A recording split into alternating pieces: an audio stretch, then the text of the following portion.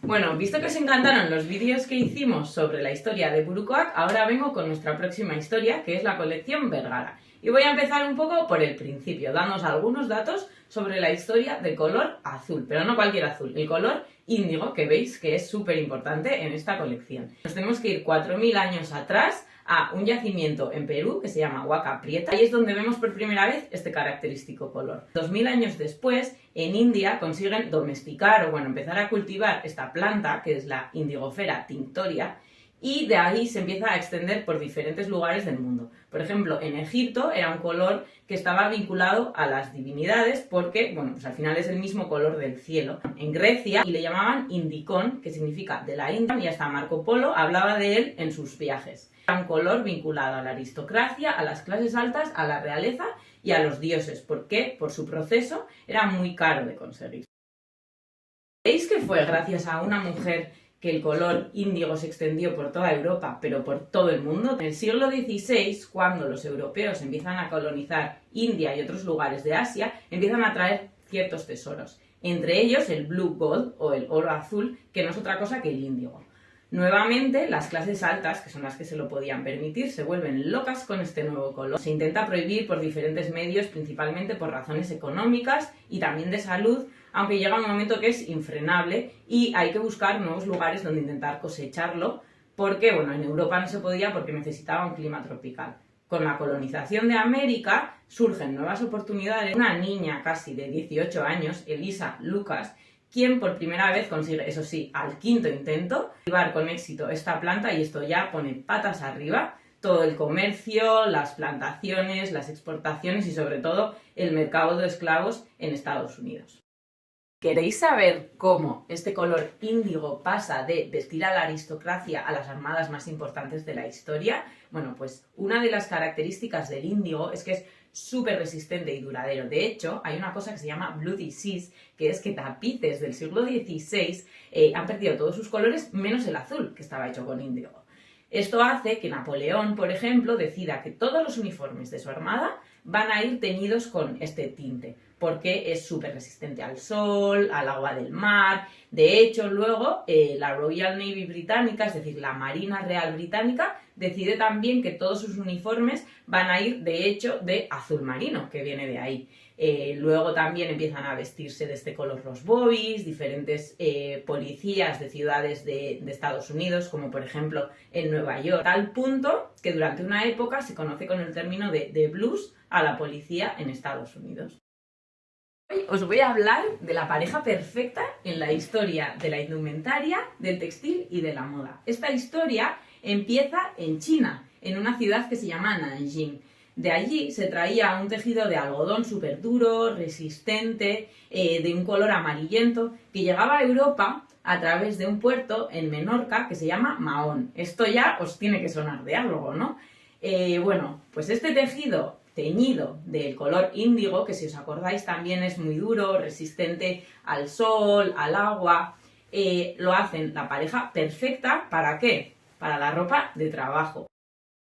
¿Y dónde está Vergara en toda esta historia? Hoy llegamos a eso. A mediados del siglo XIX, con la Revolución Industrial, empiezan a proliferar por toda Europa un montón de fábricas de diferente tipo.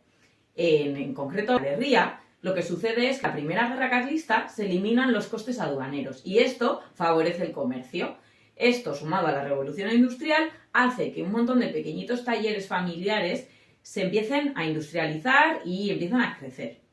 Además, en el medio de esta ruta que os decía de Nanjing a Mahón y luego pasando por Castilla a toda Europa y a Inglaterra, hay un pequeñito pueblo con una larga tradición textil que se remonta al siglo XV, que además está regado por el río Deva, que son condiciones muy importantes para la producción de este nuevo tejido. ¿Cuál era ese pueblo? Vergara.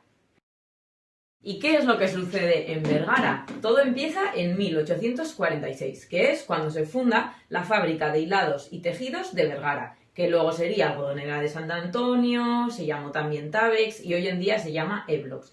El caso es que, los tres socios se juntan Y inicialmente, no solo ellos, sino que hay muchas empresas que se dedican al tintado de este tejido de algodón que venía desde Nanjing. Y empiezan a ver que con todas las fábricas que empiezan a surgir alrededor, pues bueno, hay un filón en hacer ropa de trabajo, con lo cual empiezan a especializarse en ropa de trabajo, empiezan a despuntar súper rápido y todo Vergara se acaba convirtiendo en una gran fábrica de tejido, hilado, tintado y producción de ropa de trabajo. Hasta tal punto que por primera vez en la historia de la indumentaria de Euskadi, todos los diferentes trabajadores, desde obreros, baserritarras, todos visten el mismo uniforme azul Vergara. Yo suelo decir que el azul de Vergara es como el abuelo del tejido vaquero. ¿Por qué? Después del parón de la Guerra Civil Española, poco a poco empieza a resurgir de nuevo la economía y la industria en España. Y llega un momento en el que el 90% de toda la ropa que se hacía, que se vestía en España, estaba producida en Vergara. Paralelamente, al otro lado del Atlántico, en Estados Unidos hay una nueva prenda que empieza a causar furor. Os suena, ¿no? Bueno, los pantalones vaqueros tienen tanta demanda que empiezan a tener que buscar nuevos lugares donde fabricar el denim. Y ahí, pues Algodonera de San Antonio ya tenía toda la infraestructura, con lo cual muy pronto empieza a tener clientes súper potentes como Sáenz Merino y Levi Strauss en Estados Unidos. Esto hace que pivoten, que cambien de sector y se dediquen al prêt-à-porter y la moda. Y dejen de lado la ropa de trabajo y el azul de Vergara. ¿Y cómo llegamos nosotras o cuál es el origen de la colección Vergara?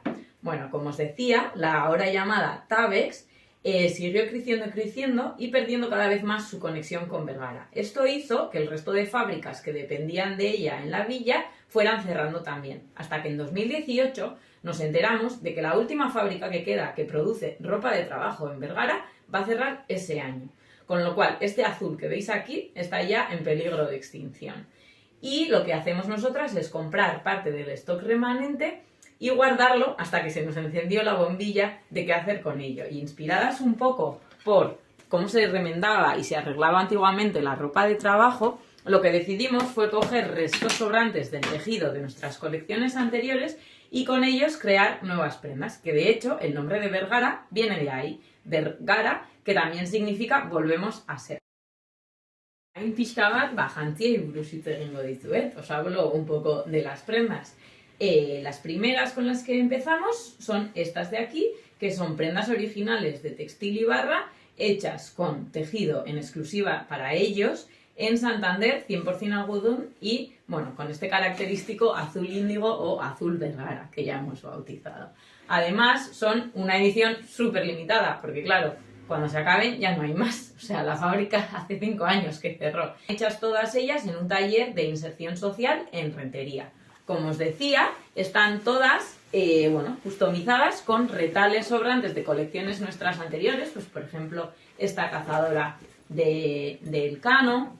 Y luego, la camisa Kai, que llevo yo. Y las camisas LAN, que son de botones de arriba a abajo. Y tenemos esta, que es con retales de Cárdena. Y esta de Elcano. ¡Kaixo!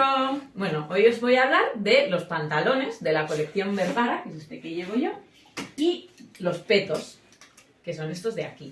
Todas ellas son un poco diferentes, porque ya sabéis que como hemos utilizado retales sobrantes de colecciones anteriores para hacerlos, pues varía un poco de uno a otro. Eso sí, todos los que tienen este tejido de color camel beige son tejido algodón 100%, GOTS, certificado, orgánico. Está hecho en Cataluña y luego la confección la hemos hecho en uno de nuestros talleres en Tarazona, a 200 kilómetros de aquí. Este pantalón en concreto es una reedición de nuestro pantalón de la colección Elcano, que a su vez está inspirado en un pantalón que se llamaba Pracamantala, que es lo que llevaban los hombres pues en el baserri y en el mar antes de que se inventasen las cremalleras y las braguetas. Y básicamente esta parte más o menos es la que se soltaban pues para mear. Así que nada, ya habéis aprendido una cosa nueva.